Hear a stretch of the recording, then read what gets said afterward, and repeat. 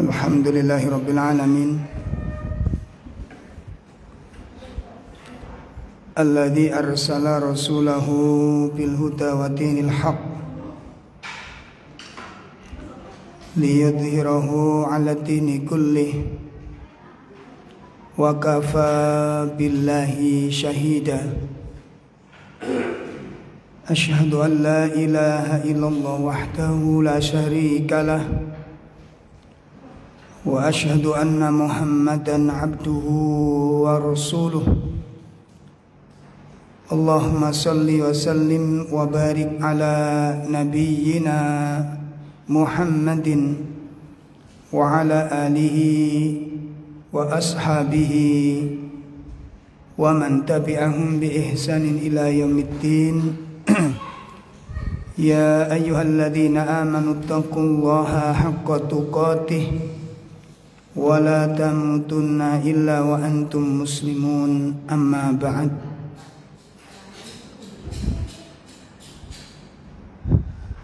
Bapak Ibu sekalian yang dimuliakan Allah, alhamdulillah pagi ini kita bisa hadir di dalam kajian rutin kita, mengharap akan keridhaan Allah Subhanahu wa taala. Mudah-mudahan pertemuan kita di pagi ini menjadi pertemuan yang dirahmati oleh Allah taala. Ibu-ibu sekalian yang dimuliakan Allah, bapak-bapak yang berbahagia, bagi setiap muslim yang ingin menyelamatkan keislaman dan keimanannya, wajib untuk mengetahui satu hal yang paling penting. Wajib mengetahui satu perkara yang sangat penting. Itu bagi setiap orang yang ingin menyelamatkan agamanya dan imannya di hadapan Allah Ta'ala. Apa satu perkara penting ini? Satu perkara penting ini ada 3 persoalan. Yang pertama, bahwa hati manusia itu tidak menetap dalam satu keadaan. Hati manusia tidak menetap dalam satu keadaan. Artinya apa? Artinya bahwa orang kalau saat ini beriman belum tentu selamanya beriman. Ya. Orang bertakwa, orang cinta ibadah belum tentu selamanya dia cinta ibadah.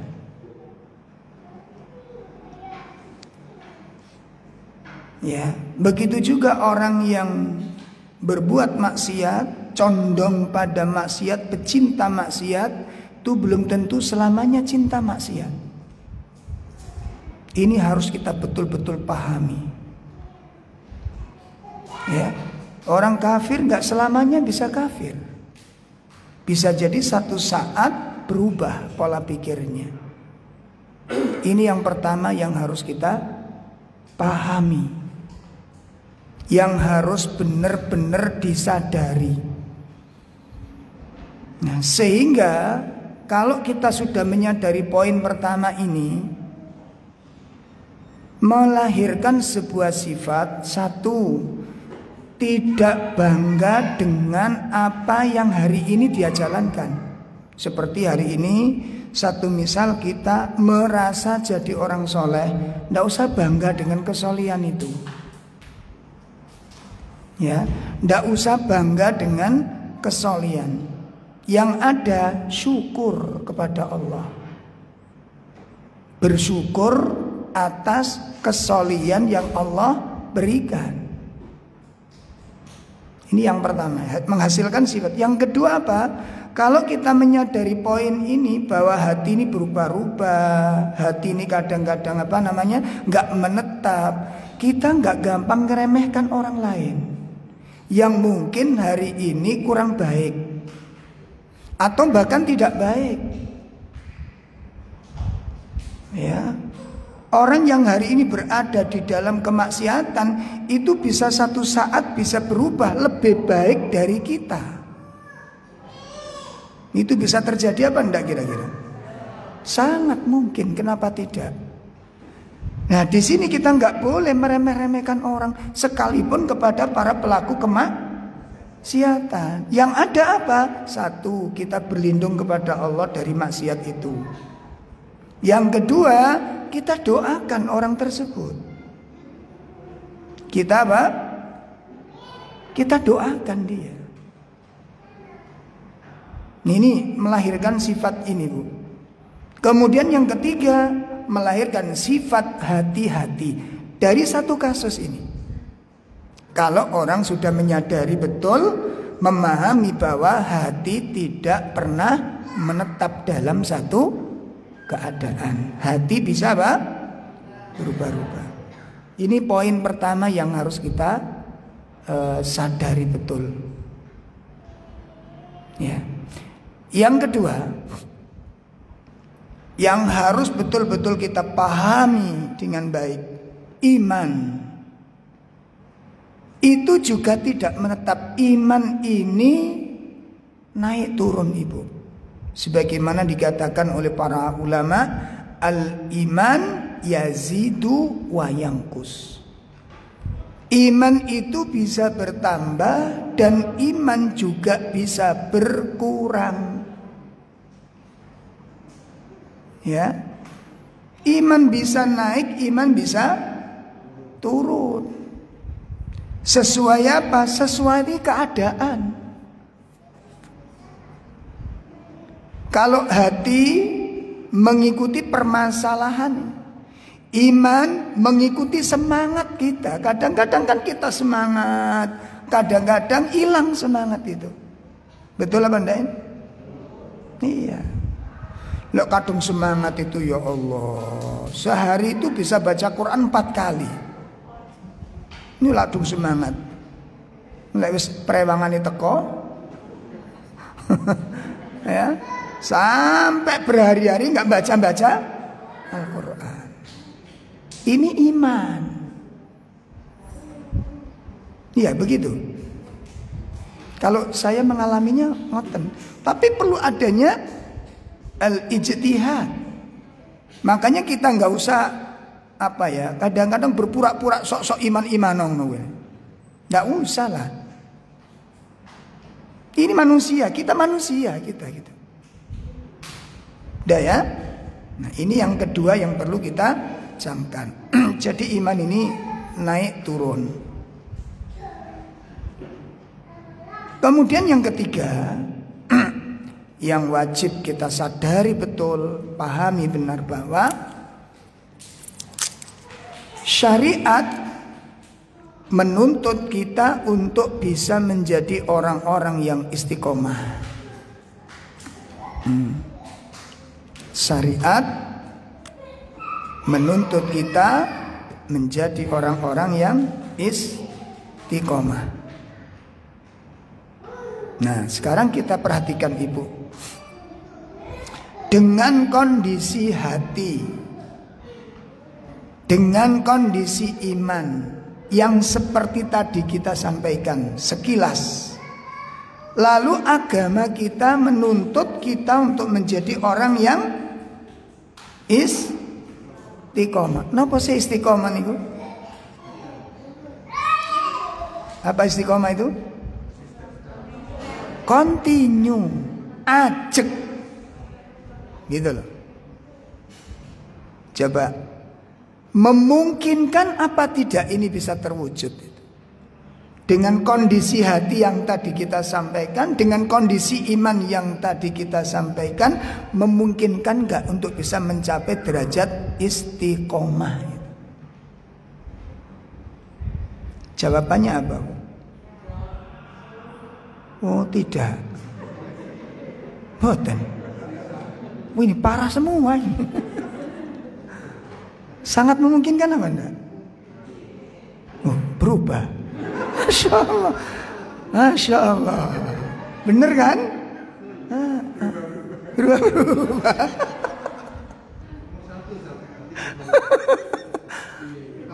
Ya, sangat memungkinkan apabila kita tahu ilmunya. Apabila kita tahu ilmunya, sangat memungkinkan untuk bisa mencapai istiqomah. Makanya ada materi yang disebut dengan mujahadah. Napa mujahadah niku? Napa Bu? Mujahadah itu mengerahkan segala kemampuan dengan adanya suatu harapan. Nah, itu namanya apa? Nah, itu dari situ dibangun sifat mujahadahnya, orang bisa mencapai istiqomah. Nah, pagi ini kita akan membahas tentang sebab-sebab hati bisa tergelincir.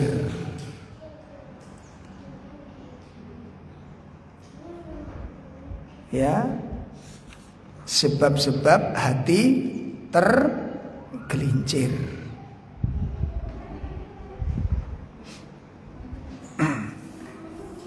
Bapak Ibu sekalian yang dimuliakan Allah, ada sekitar 6 poin penting yang menyebabkan hati manusia ini nanti tergelincir. Maksudnya tergelincir apa? Yang dimaksud tergelincir ini keluar dari jalan Allah Ta'ala. Dari iman menuju nifak, dari iman menuju kafir. Ini bisa terjadi. Ada sekitar 6 poin yang paling besar yang menyebabkan hati seseorang bisa tergelincir.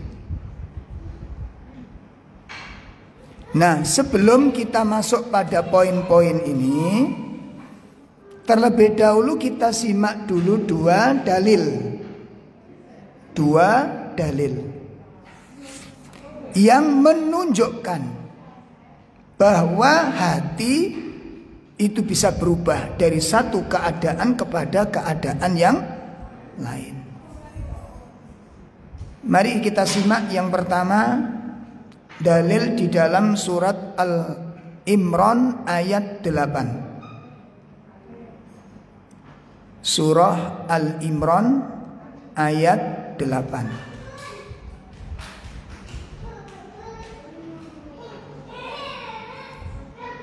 Di situ Allah Subhanahu wa taala menjelaskan, A'udzubillahi minasyaitonir rajim. Rabbana la tuzigh qulubana ba'da idh hadaitana wa hab lana min ladunka rahmah innaka antal wahhab. Iya.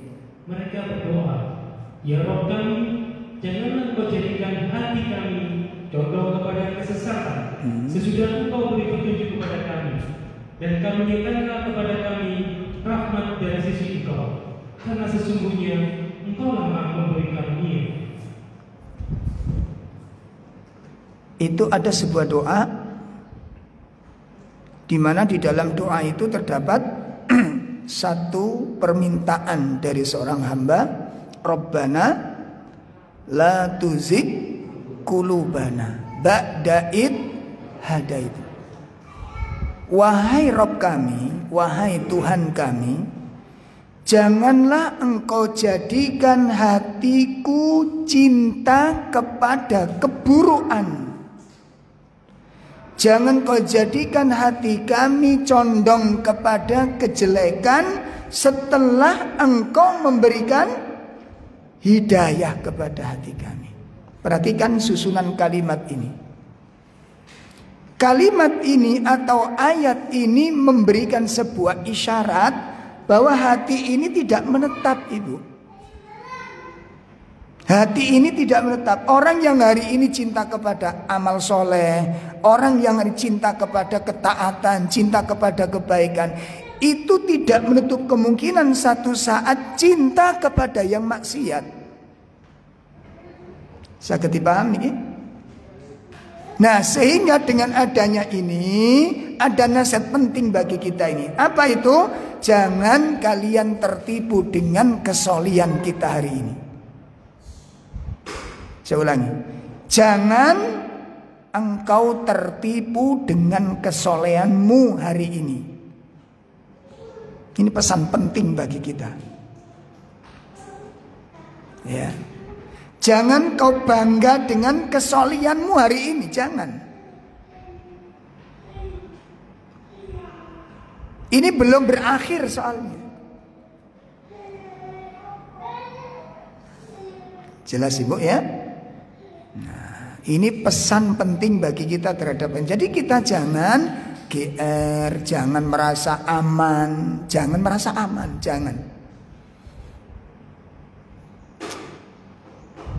Di kisah-kisah yang telah lalu Ibu, di masa Nabi Musa ada, bahkan di abad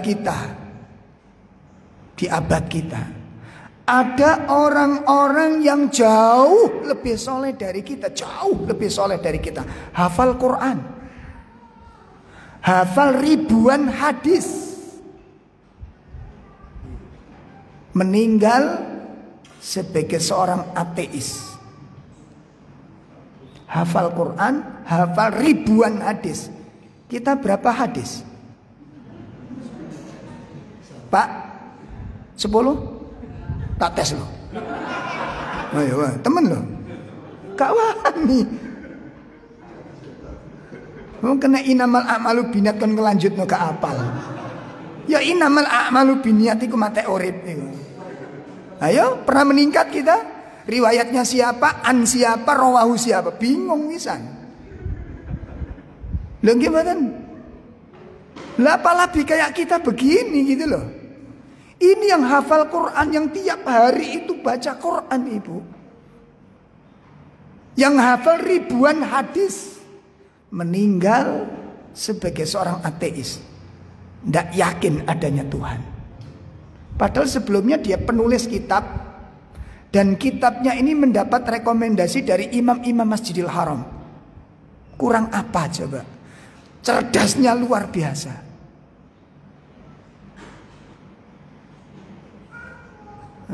Kita juz berapa yang sudah hafal?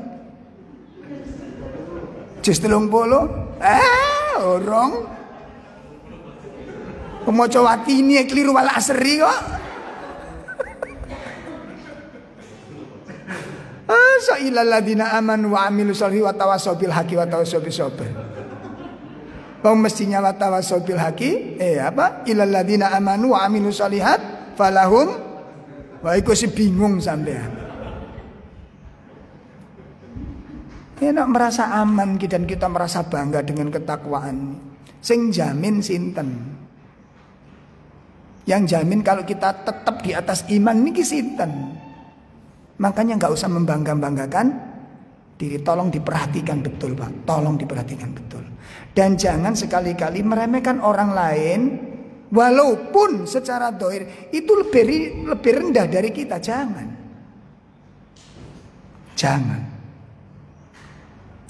Hati-hatilah kita, hati-hati. Kita akui aja lah kita bahwa ilmu kita sangat terbatas, betul apa enggak? Iya. Kitab kita juga terbatas, betul. Iya. Apa yang enggak terbatas itu? Amal soleh kita ya terbatas. Pas-pasan kabeh lah gitu. Terus yang dibanggakan apa gitu loh. Makanya tolong saya minta bapak-bapak, ibu-ibu, pesan saya di mana-mana. Berangkat ngajinya niki jangan merasa jadi orang baik. Kalau wiru, makanya sulit dandani awak. Jangan merasa jadi orang baik. Makanya kita sulit. Orang yang belajar ilmu, berangkat taklim dengan memiliki pemahaman saya sudah baik, itu sulit memperbaiki diri. Lalu apa yang harus ada ini? Saya belajar ngaji dalam rangka belajar untuk memperbaiki, belajar jadi orang baik gitu. Kita masih belajar kok. Sabar, ayo dites situ-situ. Sabar, wis sabar temen? Urung, matu-maten. Nggih mboten? Dik gawe dalil, kula niki asline sabar, pokoke aja digarai.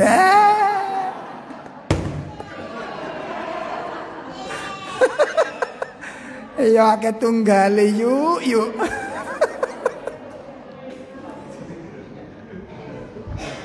Masih wong gak ngaji ya ngono.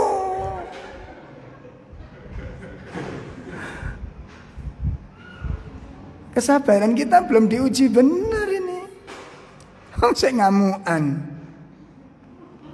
Ada sedikit tersinggung, WA dikit-dikit porek keluar. Ini aku metu-metu wong. Betul nggak itu? Anak gesekan dikit, maaf ya, karena nggak sinkron keluar dari grup. Nek batinku metu wong.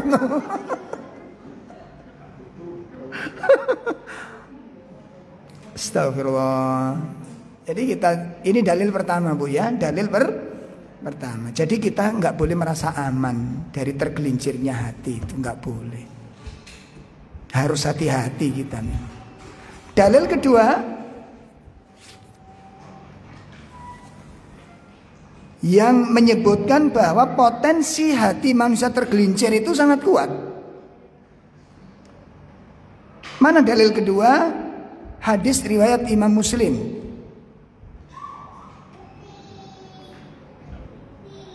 An Abdullah bin Amr radhiyallahu an sami'tu Rasulullah sallallahu alaihi wasallam qala inna quluba bani Adam sesungguhnya hati-hati anak Adam. Anak Adam itu manusia. Hati-hati manusia kullaha semuanya, semua hati manusia itu baina isbi'aini min asabi'ir rahmani azza wa jal, berada di antara jari jemarinya Allah Ta'ala. Masya Allah. Sesungguhnya hati-hati manusia itu berada di antara jari jemarinya Allah Azza wa Jalla. Kaqalbi wahid, seperti hati yang satu. Kebesaran Allah, kekuasaan Allah di dalam menguasai hati manusia itu seperti menggenggam hati yang satu. Coba, betapa hebatnya Allah Ta'ala. Setelah itu apa kata Nabi? Yusarrifuhu khaitu yasha. Kemudian Allah membolak-balikkan hati manusia itu sesuka Allah. Oh, gini loh. Allah membolak-balikkan hati manusia itu sesuka Allah. Setelah Nabi mengatakan demikian, beliau berdoa, Allahumma musarrifal qulub. Nah, sarrif qulubana ala ta'atika. Wahai Allah, ya Allah yang membolak-balikkan hati. Ya muqallibal qulub atau ya musarrifal qulub. Wahai yang membolak-balikkan hati. Sarrif qulubana. Tetapkan hati kami. Teguhkan hati kami ala ta'atika, untuk senantiasa taat kepadamu. Hati disebut qalbu. Kenapa kok disebut qalbu, Bu? Karena sifatnya. Al-qalbu mutaqallib. Hati itu berbolak-balik. Ada 2 hadis menjelaskan sifat dasar hati. Yang pertama, Nabi mengatakan hati itu sifatnya seperti daun yang bergantung di atas ranting kemudian ditiup angin. Pripun? Daun bergantung pada ranting ditiup angin. Pripun? Memutar. Ngoten. Makanya kula kadang-kadang ati kula mbek sampean kan kadang-kadang ngoyeng. Napa ngoyeng nih? Oleng. Ana omah dilu gak kerasan metu maneh. Ana metu dilu pindah maneh. Pindah maneh, pindah lagi. Telepon wis gak ono kono maneh pisan. Lagi napa? Ngoyeng. Allah, montang-manting bikin gak karu-karuan. Nek wis kadung tenang niku gak kemana-mana, wis anteng ning omah. Gak metu Mbak, gak wis ning omah. Sampe gak melok iki rencana ana jalan-jalan ndak, wis ndek omah tenang pisan. Nek kadung ayem. Ya, begitu Ibu. Terlihat dari aura wajahnya. Bon, ini 2 dalil. Sehingga tanpa kita sadari Ibu, kadang-kadang kita tidak memahami satu hal. Ternyata seneng tidak, sumpek tidak, menangis tersenyum itu Allah yang buat. Innahu adhaka wa abka. Allah yang membuatmu tersenyum dan Allah yang membuatmu akan menangis nanti. Ada orang kepingin nangis? Nggak ada. Kepingin senyum terus? Jangan. Masalah. Iya. Allah yang buat itu. Tanpa kita sadari. Selama ini kita nggak ngerti masalah ini. Innahu adhaka wa abka. Allah yang membuatmu kamu tersenyum dan Allah yang membuatmu kamu bisa menangis. Allah. Bukan kita ternyata. Waktunya menangis sambil buat tersenyum. Enak enggak? Hah? Enggak enak. Enggak bisa kita Ibu. Nah, ini nanti mengandung rahasia yang sangat besar. Makanya kalau sudah berkaitan dengan hati, jangan dihadapi sendiri. Libatkan Allah karena Dia yang membolak-balikkan hati. Tuh. Bapak-bapak menghadapi istri yang cerewet, yang pemberani, istri yang cerdas. Tuh, Masya Allah. Gimana istri yang cerdas? Suami bilang, "Ngini loh, Bu, gak usah dijelas no, paham aku." Nah, ini memang. Ini istri yang cerdas. Nah, itu Masya Allah. Ada begitu? Ada. Hadir orangnya.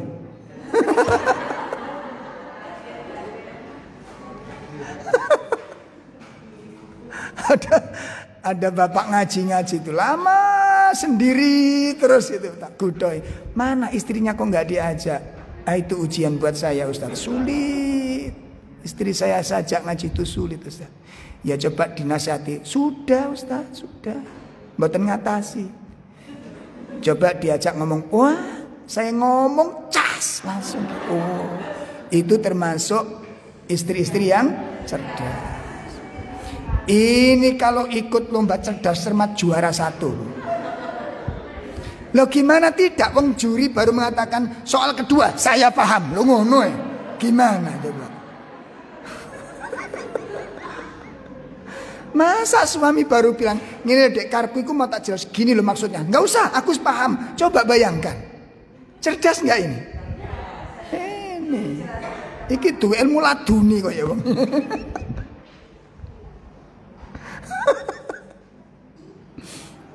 Astagfirullah. Nah kayak begini ini jangan dihadapi dengan logika.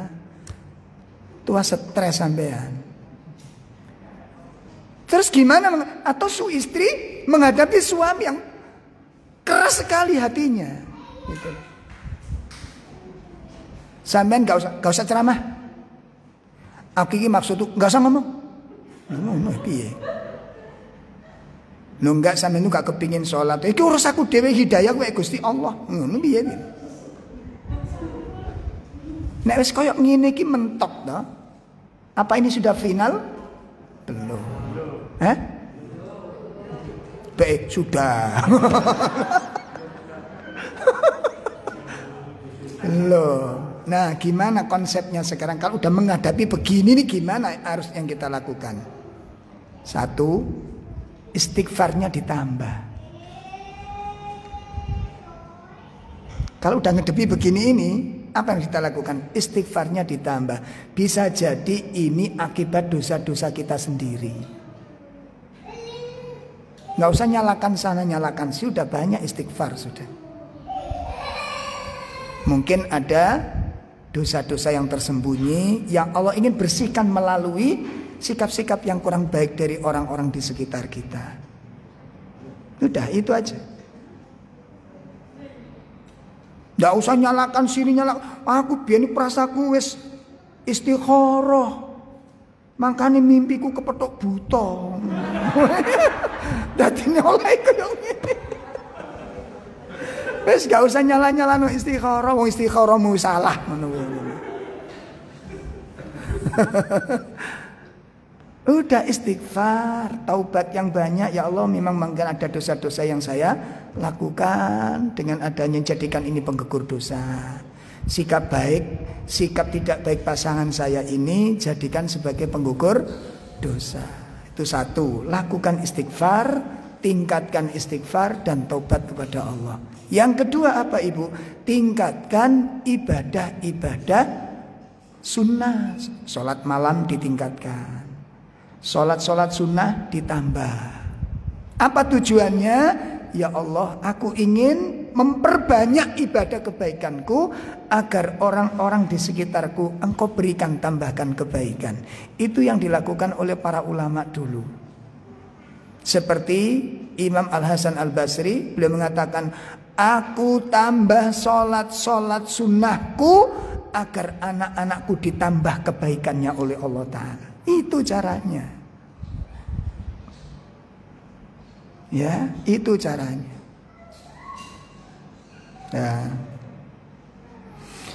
Nah, sekarang mari kita lihat. Udah itu ya. Nah, itu dikuatkan. Sudah ngedepi tetangga yang bermasalah, sudah banyak istighfar, tingkatkan sholat sunnah. Itu konsep itu. Ini urusan apa tadi? Urusan apa ini? Hati. Urusan kolbu. Nah, jadi kalau urusan hati, libatkan zat yang menguasai hati. Nah, kita nasihatkan, mestinya kita nasihat, tapi nasihat gak bisa masuk kok. Apa yang terus lakukan? Libatkan Allah Ta'ala. Ya, saya sendiri belajar begitu. Kalau anak-anak tak panggil kok suaranya rotok meninggi gitu, astagfirullahaladzim, ada salahnya ini mungkin. Kita evaluasi diri. Sholatnya ditambah, sholat sunnahnya ditambah, baca zikirnya ditambah, baca Qur'annya tambah. Ya Allah, lembutkan hati anak-anak kami. Kalau dengar suara anak keras itu, tak ning hati nih. Gimana? Iya, tingkatkan ibadah. Nggak usah, kamu anak durhaka, itu bisa donga loh. Nggak usah. Ya, nah itu caranya. Nah, sekarang kita akan masuk pembahasan intinya. Apa saja yang menyebabkan hati bisa tergelincir tadi? Yang pertama,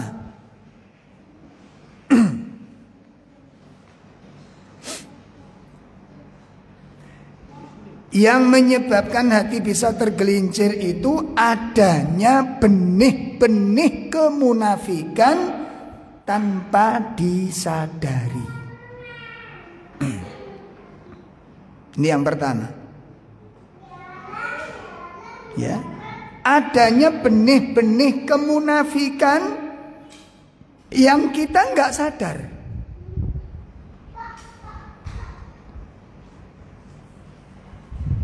Sehingga di sini nanti panjenengan dengan saya wajib untuk mengkaji lebih lanjut tentang min alamatin nifaq, di antara tanda-tanda kemunafikan itu perlu dikaji.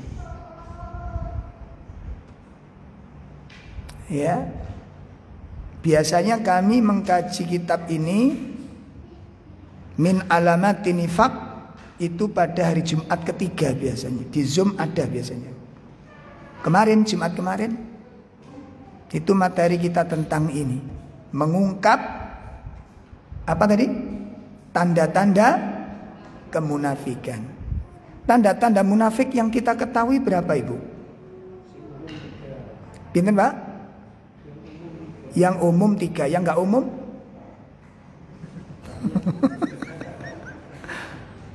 Yang kita kenal cuma 3. Gitu? Min alamatin nifaq, di antara tanda-tanda kemunafikan, salatun, ada 3 macam. Idza hadasa kadzdzaba, wa idza wa'ada akhlafa, wa idza tumina khana. Apabila berbicara dusta. Yang kedua, apabila berjanji ingkar. Yang ketiga, apabila diberi kepercayaan khianat. Padahal sifat-sifat nifak itu banyak, ada sekitar 30-an. Ya, jadi sekitar 30-an. Nek jumlah 30 sing ngerti telu, berarti sing karo piro?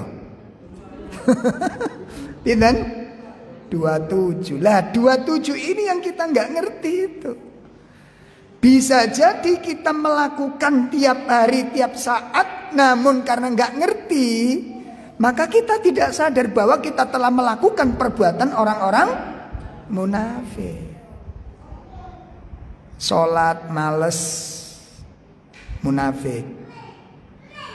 Infak eman, munafik. Bukan? Tidak banyak suka zikir kepada Allah, munafik. Buahnya, Ibu, buahnya ada sekitar 30-an Al-Quran dan Sunnah.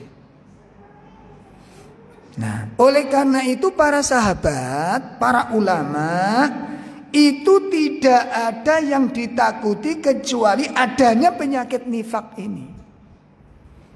Makanya dikatakan oleh Abdullah bin Abu Mulaikah, beliau mengatakan, adraktu salasina min ashabin Nabi sallallahu alaihi wasallam, aku menjumpai 30 sahabat Nabi sallallahu alaihi wasallam, kulluhum yakhafuna ala nafsihi nifaq. Semua sahabat itu takut kalau di dalam dirinya itu ada penyakit munafik. Semua sahabat itu takut kalau hatinya terdapat penyakit munafik.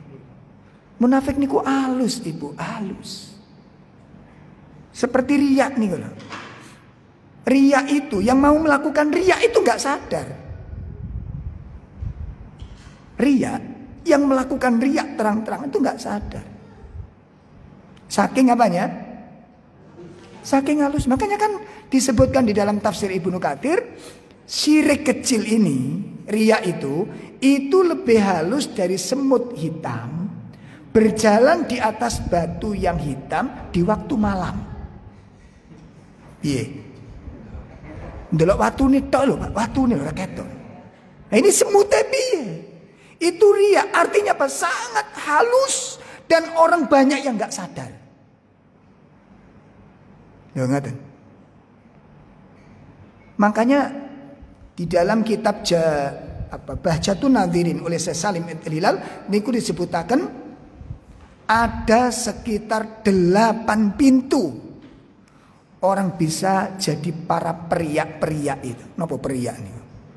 Pelaku riya itu. 8 pintu yang menjadi potensi orang melakukan riya ini. Macam-macam. Ono sing toko model baju. Ono. Jadi pamere melalui apa? Baju. Ono sing modele awak. Jadi sing dipamerno apa nih? Awake. Mane kadang-kadang nek wong wedok-wedok niku nek bodine apik niku biasane nggawe klambine ya melok sing sisan ngono. Dadi cek ketok napa nih? Bodine niki.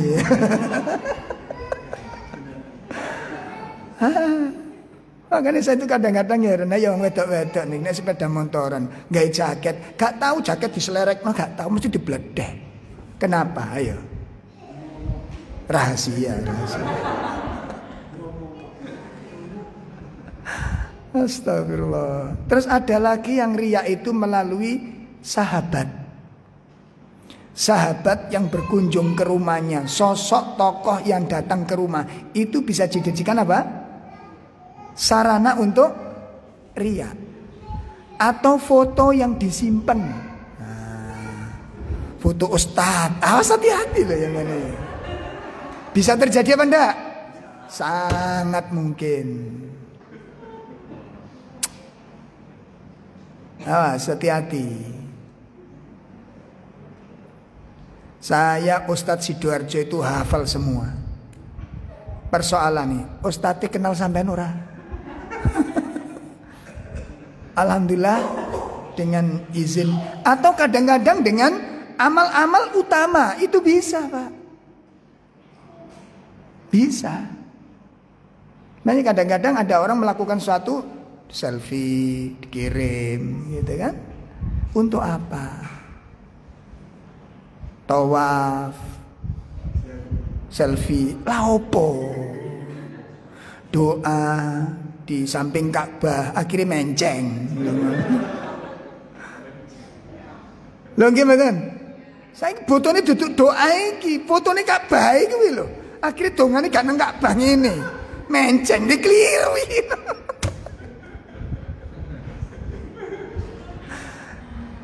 Apalagi wong Indonesia niku wis polahe gak karu-karuan. Saya Ramadan terakhir kapan hari waktu tawaf niku, terakhir tawaf wada, selesai jalan-jalan. Kepethuk wong Indonesia nih. Foto. Kula niki gak tertarik sebentuk nyimakin gak tertarik. Karena ndonga niku kok gak nang Ka'bah sih wong iki tak delok niku. Dadi memiringi, napa memiringi niku? Napa jenenge? Nah, niki Ka'bah, saya ke sini ngeten. Doa itu kan mestinya menghadap Ka'bah, ngeten to? Nggih to? Nah, nek difoto teko mburi gak kena raine, kena gegere. Nek difoto ngarep ketok Ka'bah tok. Ya apa carane raine kena Ka'bah ya? Nah, kene ndongane miring. Wis gak bener iki. Nah, saya tertarik waktu itu habis selesai tawaf jalan-jalan, saya berhenti saya memang. Iki lha apa sih? Soalnya ini kesuwen kan. Lah sing motor niku gak iso-iso, Pak. Akhirnya dorong ta jering ngoten.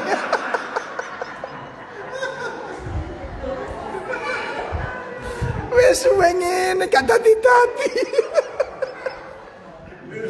Akhirnya pegel, sik dorong ta jering. Lah kula niki tertarik iki lha apa kok gak kan astagfirullahaladzim. Yes, wong ajene wong Indonesia. Wong donga sok miring, masuk kepethuk ngene iki. Astagfirullah. Pun nggih. Nah, itu yang pertama Ibu. Adanya benih-benih kemunafikan. Hati-hati, makanya perlu dievaluasi diri-diri kita ini. Yang kedua, yang menyebabkan orang bisa tergelincir dari ketaatan, bisa tergelincir dari jalan keimanan adalah arya. Riya masuk teng mriki. Adanya penyakit-penyakit riya itu yang bisa menggelincirkan orang. Makanya hati-hati. Munafik dengan riya itu menyatu, Ibu. Sing hati-hati makanya. Minta tolong kepada Allah Ta'ala. Ya, ada orang nanya, Ustaz, beramal namanya dicatat di buletin. Itu kan ada atas sebagian yayasan, gitu. Namanya dicatat donatur tetap yayasan ini atau panti asuhan si fulan, nama asli. Itu gimana? Atau ibu-ibu nyatet begitu, nanya begitu. Saya jawab, boleh, tidak masalah. Nama dicatat di buletin, diedarkan, itu tidak masalah. Boleh. Hukumnya boleh. Hukumnya nggak masalah, boleh. Ya. Terus ibu ini yang nanya tadi komentar, apa itu nggak riak, Ustaz? Riak niku tergantung niat. Jelas? Amal yang ditampakkan itu belum tentu riak. Jelas? Jangan sampai jenengan salah memahami. Engkok kate sodako, wedi diketok uang gak sido. Mau kate sodako maneh, ana wong maneh gak sido maneh. Gak sido sodako ning ngene carane. Duit iki sok rojok maneh, Pak niki. Iso balik mulai duit niki nggih. Lho betul apa ndak? Sama dengan ibu mau baca Quran, ada suami takut riak. Wis engko ae nek suami pergi. Suami pergi ganti anak datang. Mau baca Quran takut riak kepada. Gak sih baca Quran sampean. Paham? Yang ditampakkan itu belum tentu riak. Saged dipaham? Jadi secara hukum amal ditampakkan itu hukumnya apa? Boleh. Mana dasarnya? Surat Al-Baqarah. Dasarnya surat Al-Baqarah. Coba dilihat.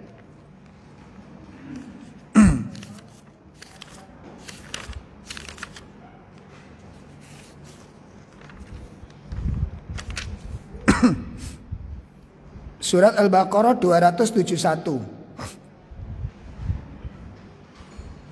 Ya, Al-Baqarah 27. In tubdu sadaqati fa ni'mahi wa in tukhfuha wa tu'tuha al-fuqara fa huwa khairul lakum wa yukaffiru ankum min sayyi'atikum wallahu bima ta'maluna khabir. Ya. Jika kamu menampakkan sedekahmu, maka itu adalah baik sekali. Dan jika kamu menyembunyikannya dan kamu berikan kepada orang-orang fakir, maka menyembunyikan itu lebih baik bagimu. Dan Allah akan menghapuskan dari kamu sebagian kesalahan-kesalahan. Jadi ini boleh hukumnya gitu loh. Paham ya? Nah, jadi ketika ibu nanya gimana Ustadz menulis nama, ditulis di buletin, kemudian diedarkan atau di majalah, itu boleh apa enggak? Boleh. Apa itu enggak riak? Tergantung apa? Niat. Akhirnya si ibu ini cerita, kalau saya Ustadz lebih baik tidak. Itu urusan jenengan. Alhamdulillah Ustadz, saya dengan suami itu sudah menjadi donatur tetap di salah satu panti asuhan. Dan nama saya tidak pernah saya tulis di situ, Ustaz. Dan saya tidak pernah cerita ke orang-orang. Lah saya kan tersinggung. Saya nggak pernah cerita ke orang. Lah terus aku iki opo?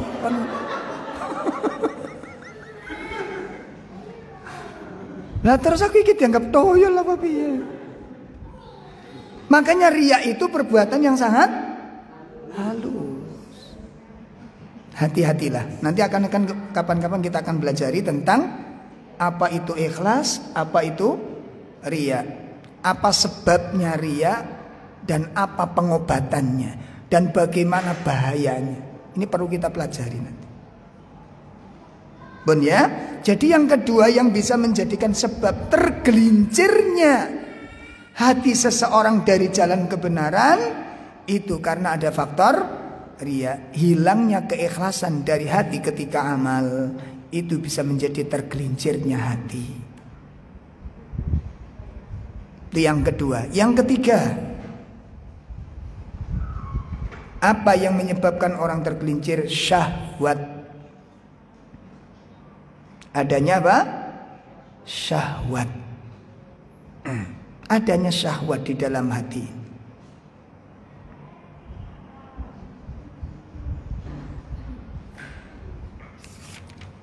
Yang saya ceritakan Imam atau Syekh Abdullah Al-Qasimi, ya, Syekh Abdullah Al-Qasimi,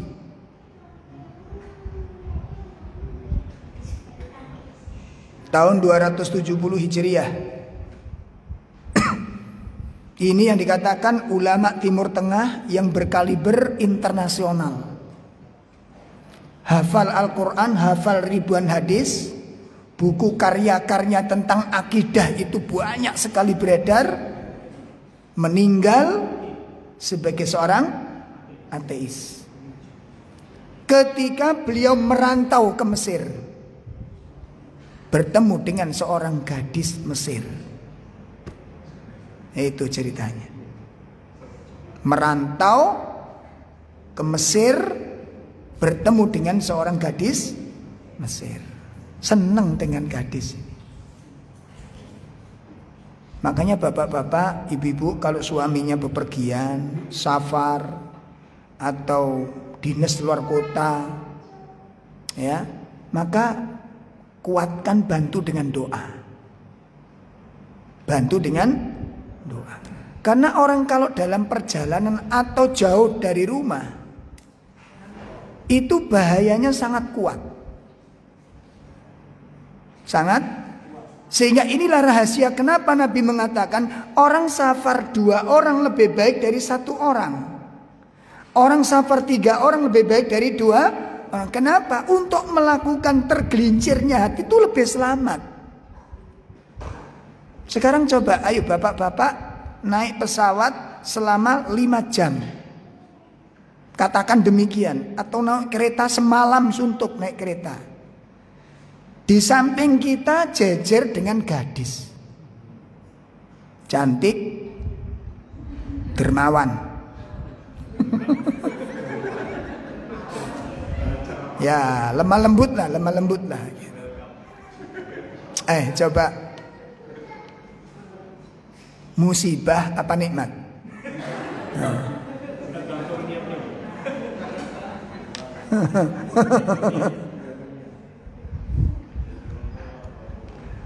Tergantung niat.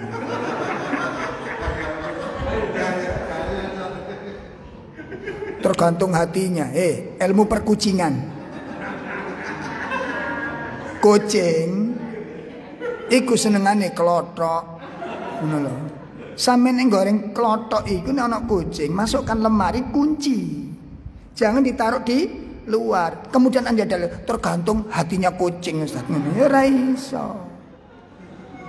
Ngerti maksudnya, Pak? Aku gak madakno sampean kali kula koyo kucing lho ora. Ya lah. Tabiat manusia itu laki-laki itu condong kepada perempuan. Wis gak usah tergantung atine, usnetne atine. Mripat ndelok ati gak muni iku masalah. Ibu sakit mboten ningali hati gak komentar gitu, bisa enggak? Enggak bisa. Saya pernah bina di rumah sakit jiwa, Bu, dulu. Membina.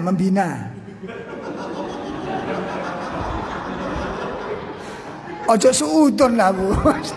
Masa kok yang ini kita gendeng rare.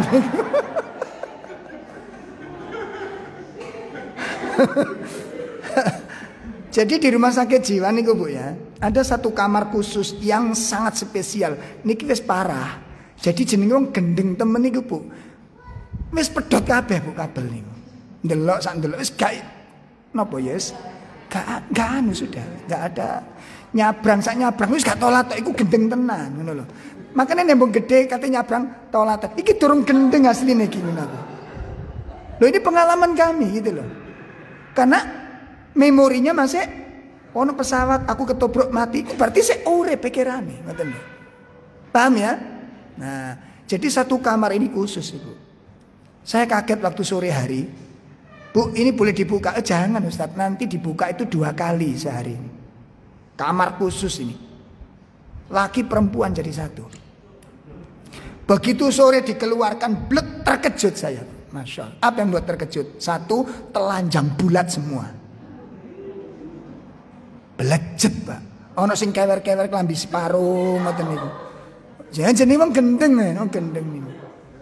Lanang wedok, Pak. Dan tatapannya kosong sudah. Jalan itu terus nek mandek grek meneng wae. Tapi sikile jalan terus. Astagfirullah. Terus dirantai semuanya ini. Allah, satu yang diambil oleh Allah ini, hatinya. Terbuang manusia itu sudah. Persis yang digambarkan Quran, ulaika kal an'am. Nek wis kaya ngene iki regane menungsane teng pundi? Hah? Nilai kemanusiaannya di mana? Enggak ada. Yang membuat begini siapa? Bukan? Makanya kalau mbak sampean sok mikir, ku bersyukur nek kepethuk wong gendeng, alhamdulillah ngono kok mesti ini. Oh, wong gendeng ojo ngono. Itu nikmat yang ditampakkan oleh Allah. Satu benda anggota badan yang diambil, kita terbuang sudah. Betul apa enggak? Iya. Nangis Pak saya baca itu. Ya Allah ngelihat, ya Allah.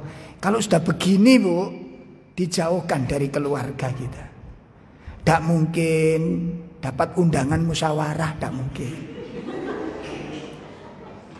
Pernah Bu? Barangkali demi hak-hak manusia. Tadi wong gendeng-gendeng diundang waktu rapat. Pasti jenengan dipaido sama orang. Ki sampeyan undang, tak undang Mas podo-podo menungsane ngono.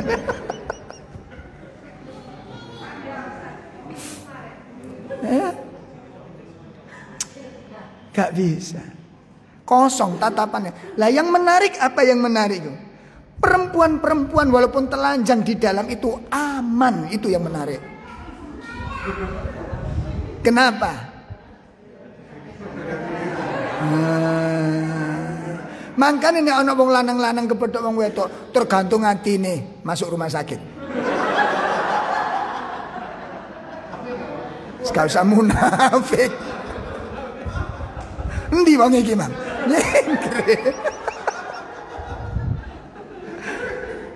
Itu orang sehat. Orang sehat itu mata memandang, hati langsung respon. Betul apa enggak? Gak mungkin hati diem. Coba kalau saya ngaji tadi begini gitu ya, ibu pasti komentar. Walaupun ibu gak pasti komentar. Gimana? Ustaz Ro'ub iki sadar enggak?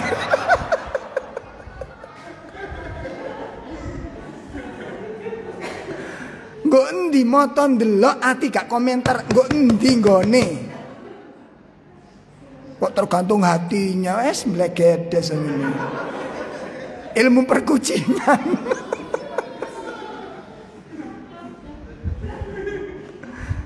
Ayo coba Pak, ayo. Syahwat, makanya dihati-hati kita berdoa kepada Allah Ta'ala. Makanya ketika ada seorang laki-laki sendirian didatangi seorang perempuan cantik, diajak berzina, lalu dia katakan inni akhafullah, iku ono ning hadis ngono lho, ning kene ora ono. Ojo katik nyacak-nyacak ndolek sing modele ngeten iki sampean. Kan ada 7 orang tadi itu, 7 golongan yang akan mendapatkan naungan dari Allah Subhanahu wa taala. Pada hari tidak ada orang yang mendapat naungan kecuali 7 ini. Salah satunya apa? Seorang laki-laki di tempat tersembunyi, jauh dari manusia, didatangi seorang laki wanita cantik, berharta, diajak untuk berzina. Lalu dia mengatakan inni akhafullah, saya takut kepada Allah. Iku Nabi Yusuf. Nek sampean nyungse.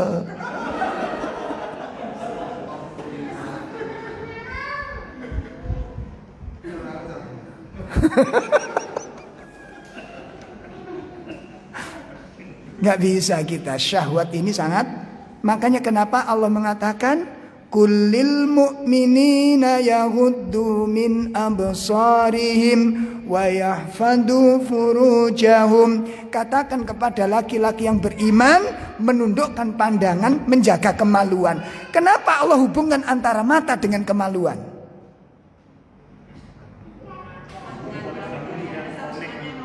Rumah sakit mang ngono lho kok angel-angel sampean.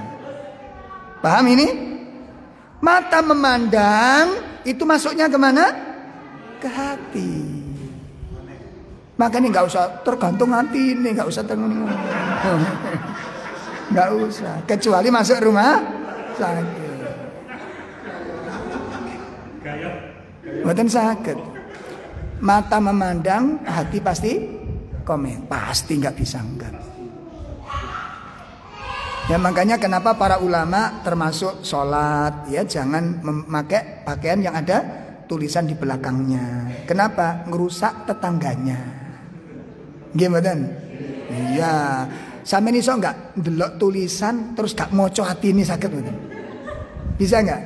Enggak bisa. Dan kalau kalimatnya itu aneh, timbul pertanyaan. Saya jujur aja kita manusia. Sholat ada bapak-bapak depan saya. Kan kita disuruh menundukkan pandangan toh. Kepethuk sarung, ngoten lho. Lah bapak-bapak niku tulisannya kayak to ning mburi ini. Gajah duduk, wadimor atas itu biasa kan? Kalau ada merek lain pasti bertanya, merek apa iki? Iya bang enggak? Ayo jujur aja. Pura-pura amen atine.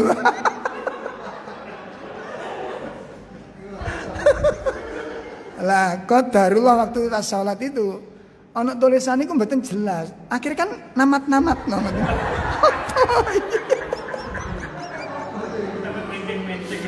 Enggak lah. Apa itu? Oh, merek kecubung. Ada sarung merek kecubung. Oh, apa kecubung? Batin, gak terkenal ini. Blakrak bu nanti niku. Paling murah. Blakrak iki. Astagfirullah iki lha apa mikir kecubung. Nah, akhirnya satu saat istri itu belanja sarung. Coba nanya, kok ada kain bagus, warnanya kalem. Ditawar sama nanya kepada yang penjual. Ini yang merek kecubung berapa? Oh, niki mahal Bu, sini niki ada 750. Hah? Saya diberitahu, Bi, ternyata kecubung itu mahal. Iya dah.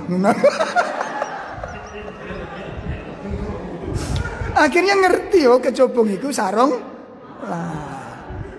Qadarullah Pak, qadarullah waktu sholat di tempat lain ketemu kecubung lagi saya. Lah digawe ancene piye tulisan. Saya sholat blek kecubung, larang iki. Iki larang iki ngene paling. Sing wingi curigan apa? Murah. Begitu wis ngerti, oh iki larang.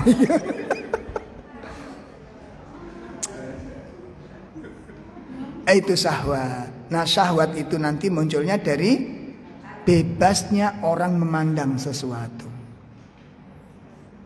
Bebasnya orang memandang. Makanya ada Imam Ibnu Qayyim mengatakan ada 4 pintu munculnya orang untuk melakukan dosa itu. Apa 4 pintu tersebut? Pertama, banyak melangkah. Banyak melangkah itu kalau bahasa Sidoarjo ngeludus. Itu kurang baik. Kecuali sudah jelas manfaatnya. Nggih, jalan-jalan. Wis gede masa tak terangno.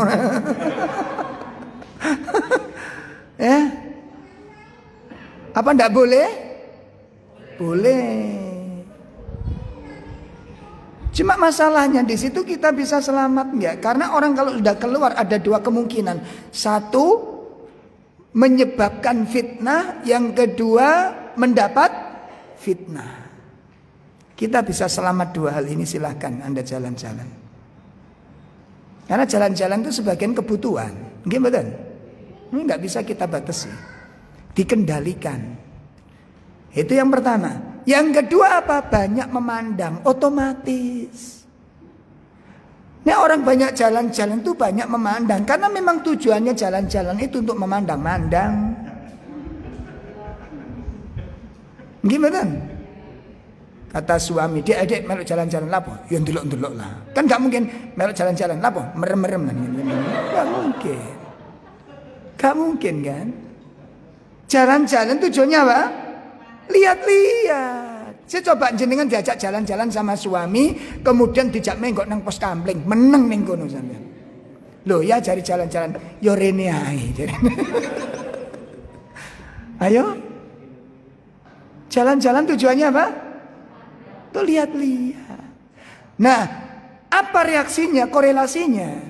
Kalau sudah memandang, banyak memandang, banyak ngelihat, maka melihat-lihat ini melahirkan apa? Bisikan-bisikan di hati. Bisikan-bisikan. Nah, kalau bisikan-bisikan sudah kuat, tatawalladul iradah, melahirkan keinginan. Oh kan? Gimana? Orang keinginan itu asalnya dari mana? Ngeliat. Ngeliat. Kadang-kadang orang itu ngentekno waktu niku lebih lama daripada kebutuhannya kok. Iya, saya belajar dari istri saya sendiri dulu. Awal-awal itu Masya Allah, wong belanja sutu rong kotak sampai sak jam lebih gak pulang-pulang. Kilapong apa leren meresusune pisan. Kok gak mulai-mulai. Akhirnya saya anter. Aku kok penasaran, wong sampean tuku susun anak-anak rong kotak kok sampai rong jam kilo gak mulai-mulai lawan. Akhirnya saya antar, saya tunggu di luar toko di Giant Sidoarjo. Masuk, kok gak metu-metu. Penasaran saya masuk. Ya Allah, ternyata apa? Ndeloki dandang ompreng. Tak jawil kali ini. Lho lha apa biar sampean ndolek apa? Susu, iki ompreng. Sampai kiamat gak ketemu ning kene. Susune ning kono, iki wajan. Ngerti maksud saya? Iya ngerti aku. Baru lari ke tempatnya areale susu. Ya gak langsung joko celeput sing dibotonan enggak. Ndelok, susu nak sampean napa? Merek ini. Iku merek iki Denko, iki Milk, iku lho susu anake. Ya ndelok rego ngono.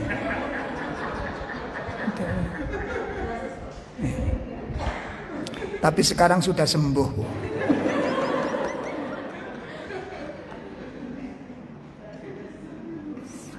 Astagfirullah. Syahwat. Sebentar lagi masuk Ramadan, pengendalian syahwat. Masya Allah. Nanti akan kita bahas bulan Maret apa itu saum, dan kita akan melihat evaluasi. Banyak gagal kita selama ini. Kita belum betul-betul puasa yang serius. Demi Allah itu, kita belum betul-betul puasa yang serius. Insya Allah bulan Maret kita bahas apa itu as-saum. Sehingga kalau memang besok Ramadan itu terakhir buat kita, mudah-mudahan itu yang terbaik. Ya, berharap pada Allah. Iya Ibu. Jadi kita belum benar-benar puasa itu belum kita lakukan. Saya mengkaji lagi tentang as-saum itu dari perkataan para ulama. Ya Allah, jauh dengan apa yang kita lakukan selama ini. Jauh Ibu. Banyak kesalahan sana sini kita lakukan. Banyak kesalahan sini kita lakukan. Baik, ini yang ketiga. Jadi yang menyebabkan hati tergelincir tadi apa? Yang keempat, al-ibtila. Al-ibtila, ujian-ujian dalam hidup. Ujian dalam hidup. Jadi bisa jadi manusia tergelincir itu bukan karena syahwat, bukan karena munafik, bukan karena riya. Bisa jadi karena adanya ujian ini.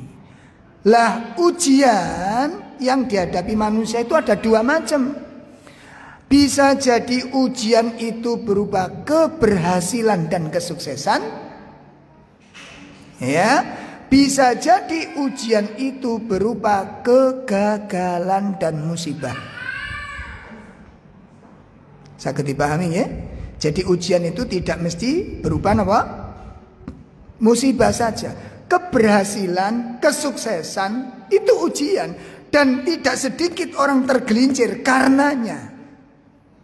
Karena dulu sebelum sukses dia menjadi orang yang jujur, menjadi orang yang amanah, menjadi orang yang bertakwa. Begitu sukses berubah menjadi seorang pecundang yang luar biasa. Bisa terjadi apa enggak?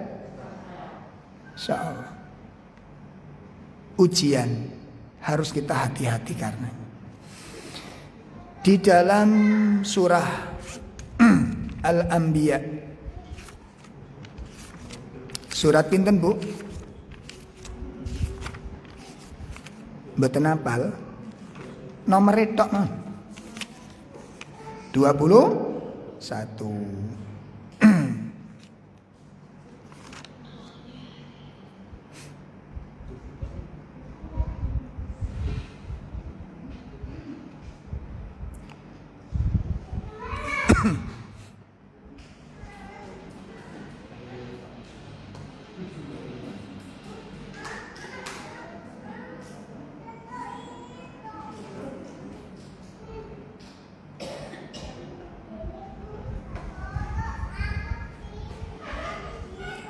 Di dalam surat 21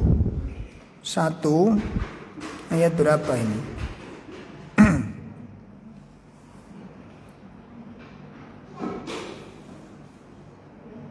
Kok enggak ketemu ini? Wa ja'alna, sebentar.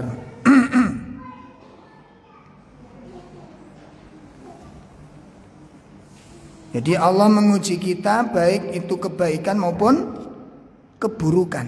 Allah uji kita dengan kebaikan dan ini ayat 35. Ayat 35. Surat 21 ayat Kullu nafsin dha'iqatul maut wa nabluukum bisyarri wal khairi fitnah wa ilaina turja'un.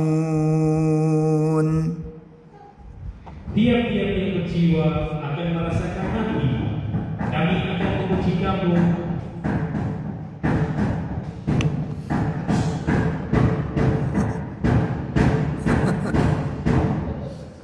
Sampean sumpek dhek seneng. Wong anak kecil dia Pak nih mana?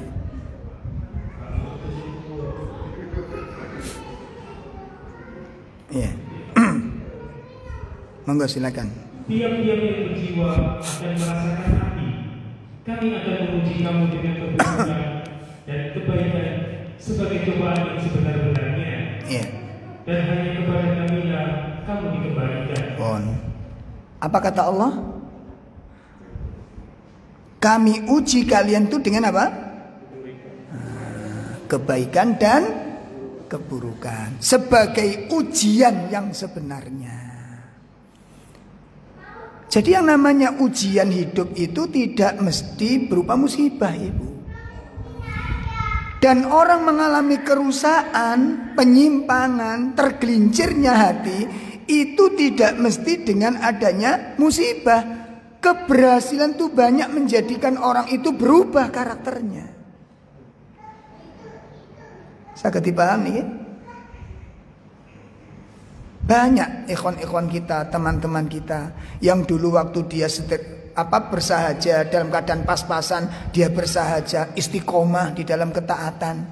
Begitu berhasil berubah sudah. Penampilannya, bahasanya, omongannya sudah beda.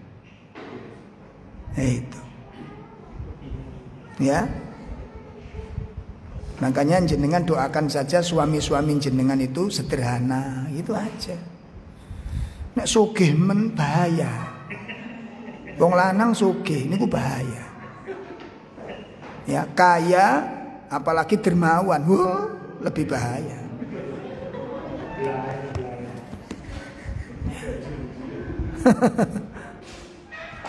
Udah ya. Nah, jadi ujian itu bisa menjadi sebab tergelincirnya. Yang kelima,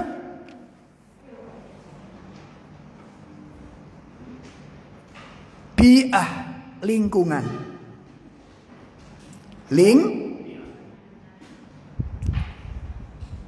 Ini yang menyebabkan tergelincir. Salah memilih komunitas, salah memilih sahabat, salah memilih teman.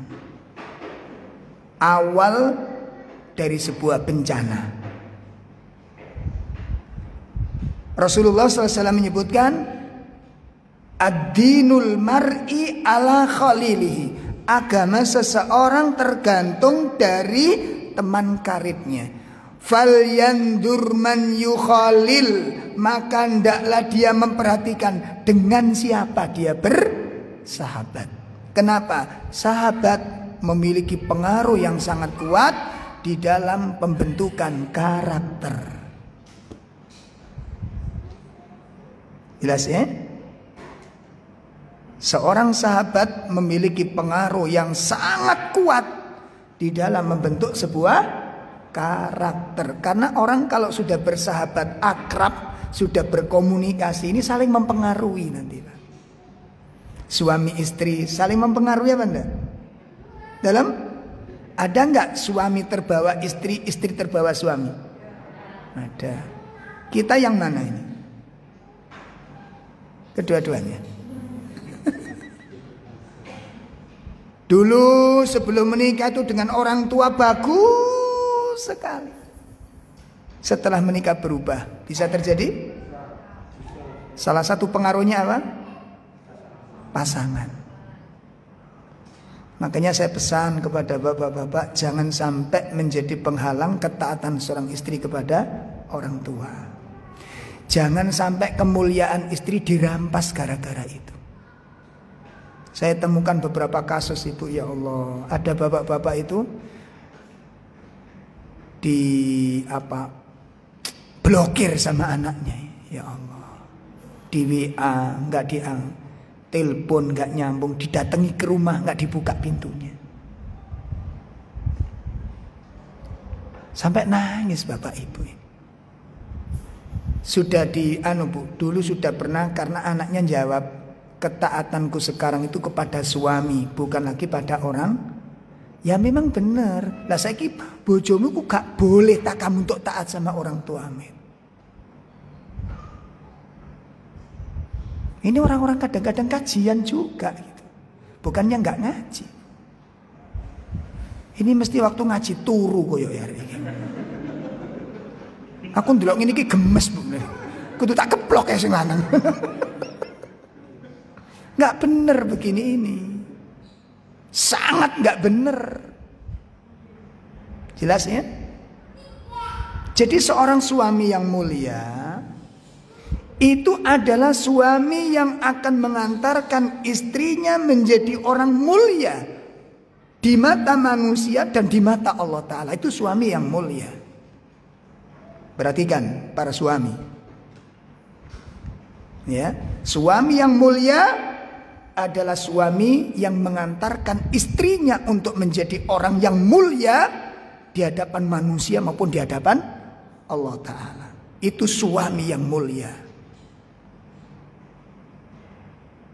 Makanya pintu-pintu kemuliaan dibuka, dibantu untuk istri.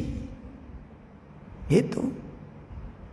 Jangan sampai kemuliaan-kemuliaan itu dihalang-halangi oleh suami. Dengan kekakuannya, dengan keterbatasan pola pikirnya, jangan. Supaya istri kita mendapat kemuliaan di mata Allah Ta'ala. Saya juga belajar begitu, belajar.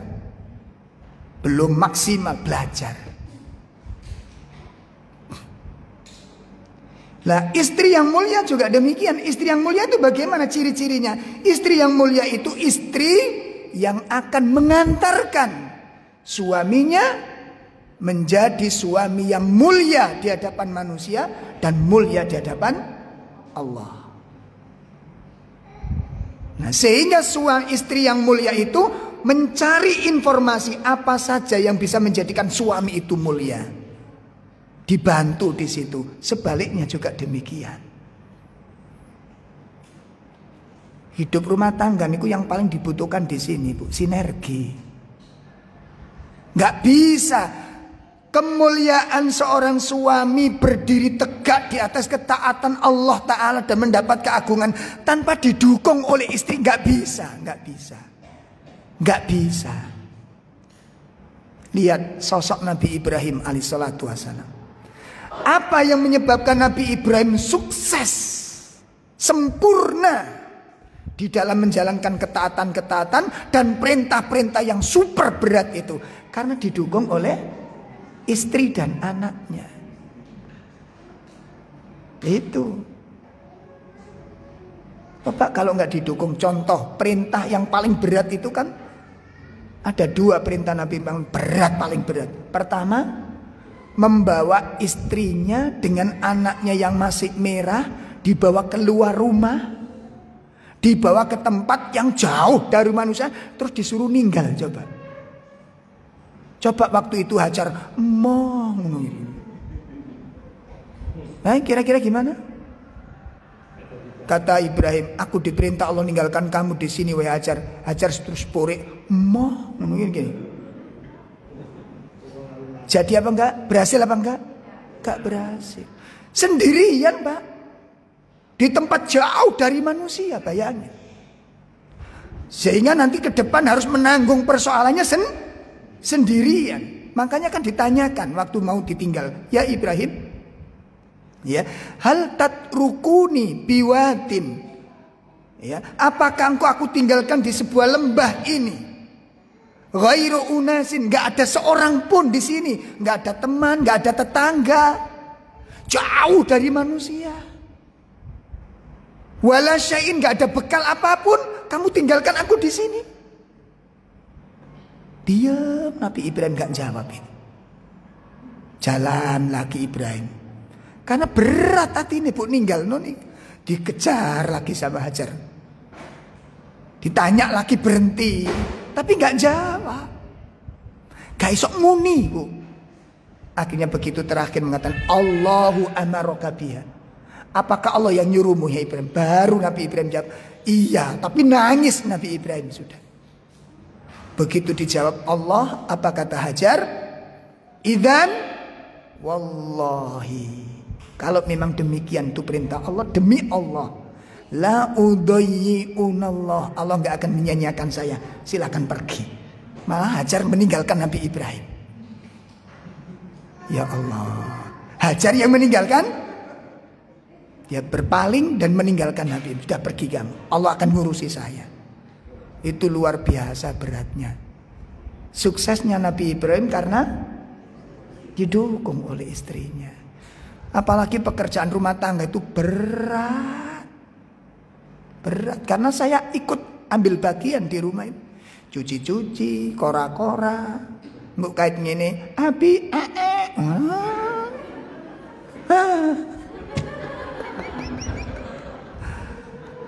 Makanya bapak-bapak sampai hebat apapun di kantor jenengan, jangan sampai bilang di rumah ini kalau nggak ada saya, belegedes sebenarnya. Cek kakan pola. Wong lanang niku nggak punya tenaga apa-apa, mentalnya lemah menghadapi persoalan rumah tangga. Saya tuh pernah diuji istri saya, Bu. 3 hari 3 malam ndak bisa apa-apa. Dapat 2 hari niku wis anget kabeh awak kula nih. Gimana mulai subuh nglayani sampai 2 hari tak takoni, sik durung enak ya rek. Iki gegere wis gak kuat niki ngoten niku. Oh berat, Pak, apalagi ngerambut anak kecil-kecil. Sampe ning kantor paling wis tengok-tengok ngerjakno pekerjaan mek sitok tok iku ae. Di rumah ribetnya luar biasa. Belum lagi kalau anak-anak sudah mulai gremet itu. Masya Allah. Makanya sekali waktu ya, Saya anjurkan bapak-bapak kalau pas libur bilang sama istri, istri maksudnya. Sini Tri. Ini Abi libur, papa pas libur. Saya kepingin gantikan kamu sehari di rumah. Wes kamu istirahat sekarang. Gitu. Wani ya sampean.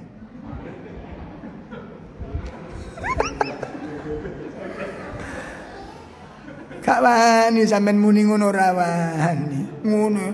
Kon wong wedok iso apa? Tabune wong lanang ini. Jangan begitu berat. Pekerjaan di rumah itu sangat, Bu, ojo gede ndase. Cari ibu-ibu, yes. Enggak, ini fakta memang. Fakta, enggak kuat kita. Jalankan pekerjaan wanita itu enggak. Memang bukan fak kita, makanya jangan ngomong macam-macam. Makanya mau wedok nek kecentik di Pak puri awet, Pak. Masya Allah. Nek ngono iku Pak, gak watuk, gak wahing, ngilang kabeh watuke.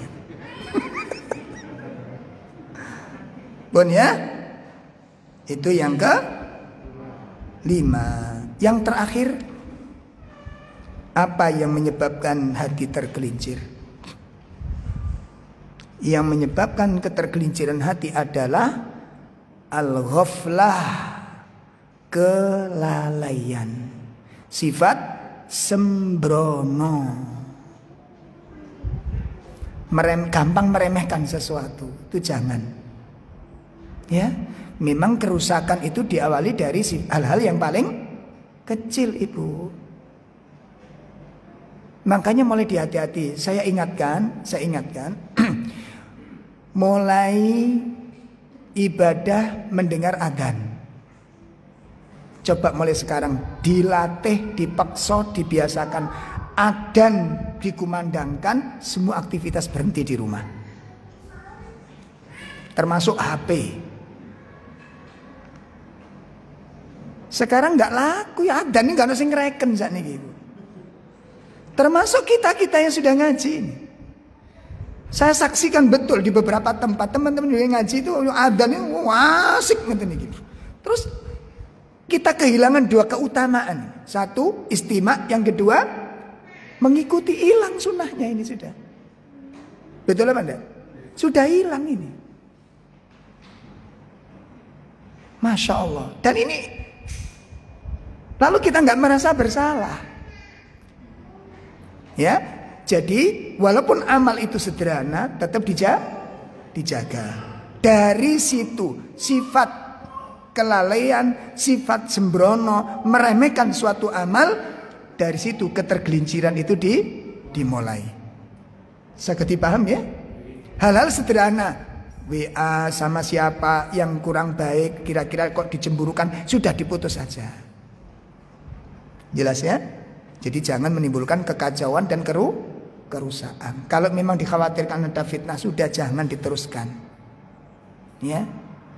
Walaupun awalnya saya nggak punya perasaan, udah nggak usah, koyok kucing mang lo.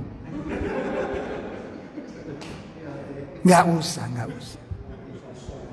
Kasus yang sudah bertumpuk-tumpuk hari ini, perceraian, itu diawali dari reuni, diawali dari apa tadi?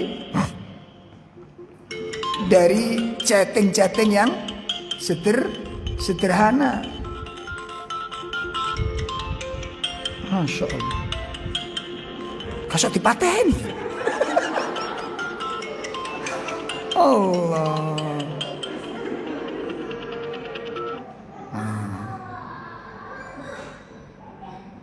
Oh aneh. Ujian. Ya, jadi begitu Ibu. Jadi chattingan dari jangan dibiasakan sudah.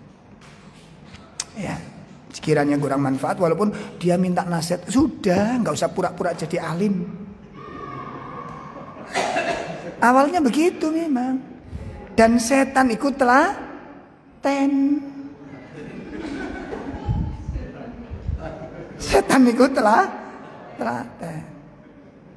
Apalagi kalau ada kasus, saya cek dari awal itu, Bu. Saya ikuti permasalahan. Kenapa kok bisa sampai begitu ini? Orangnya luar biasa, tergelincir. Asalnya niku chatting, Ustaz. Iya, saya yang salah. Si istri menceritakan chatting, Ustaz. Chattingnya nggak ada masalah, bagus. Suami ngirim nasihat ke, atau seorang istri mengirim nasihat ke temennya, ngaten loh. Lah temennya ini seneng dikirimi nasihat ini, ngaten. Masya Allah Mbak, nasihatmu itu menyentuh hatiku. Wis alas,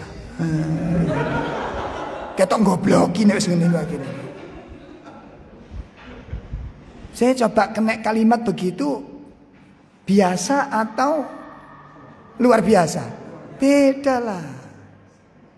Tolong ya, jangan bosen-bosen ngirimi nasihat. Beda, 1 poin. Episode pertama, jari setan. Yes. Besok kirim lagi. Masya Allah, semakin baik ini. Terus terang, jujur, wadah sembarang kali diomong. Aku belum pernah mendapat seperti ini dari pasanganku, mulai. Sudah, hati-hati, pokoknya hati-hati.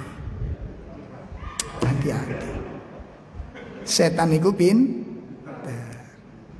dari celah-celah itu masuk, Pak, nanti.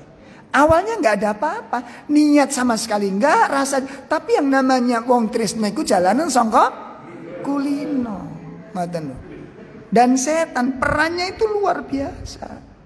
Kadang-kadang kita enggak, tapi yang lain, pihak sebelah itu gimana? Kan sekarang ada tetangga sebelah. Iya kan? Apa sama perasaannya, sama-sama enggak punya perasaan? Enggak lah. Nah, hati-hati pokoknya, hati-hati. Jadi ini persoalan-persoalan yang menyebabkan orang tergelincir. Ada berapa tadi, Bu? Pertama apa?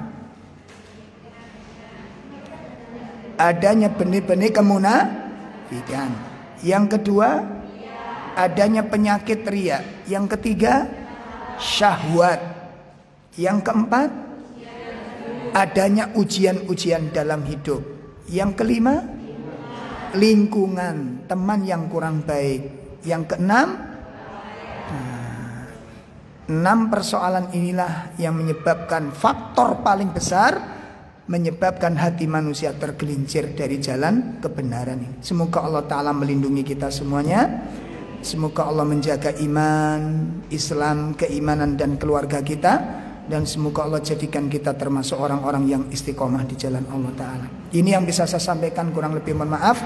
Wassallallahu ala nabiyyina Muhammad subhanakallahumma wa bihamdika asyhadu an la ilaha illa anta astaghfiruka wa atubu ilaik. Assalamualaikum warahmatullahi wabarakatuh.